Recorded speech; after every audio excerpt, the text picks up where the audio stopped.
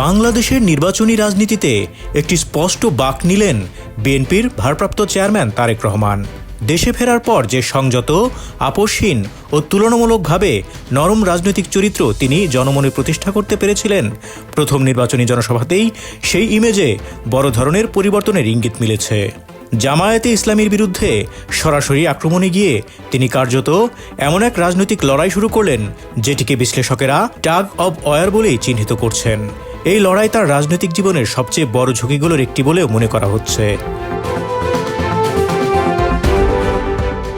তারেক রহমান তার বক্তৃতায় জামায়াতের 1971 সালের ভূমিকার প্রসঙ্গ টেনে এনে দলটির সবচেয়ে দুর্বল ও স্পর্শকাতর জায়গায় আঘাত হেনেছেন। একই সঙ্গে তিনি আবারও জামায়াতকে বেহেশতের টিকিট বিক্রেতা আখ্যা দিয়ে ধর্মীয় ন্যারেটিভে প্রবেশ করেছেন এবং আল্লাহ রাসূলের তরিকায় দেশ পরিচালনার অঙ্গীকার করে বোঝাতে চেয়েছেন, ধর্মের প্রশ্নে বিএনপি কোনোভাবেই জামায়াতের তুলনায় পিছিয়ে নেই। কিন্তু এই জায়গাটি হয়ে উঠছে তার জন্য বড় রাজনৈতিক ঝুঁকি। বাংলাদেশের বাস্তবতায় ধর্মীয় বিতর্ক যত বাড়ে, ততই লাভবান হয় সংগঠিত ইসলামপন্থী শক্তি।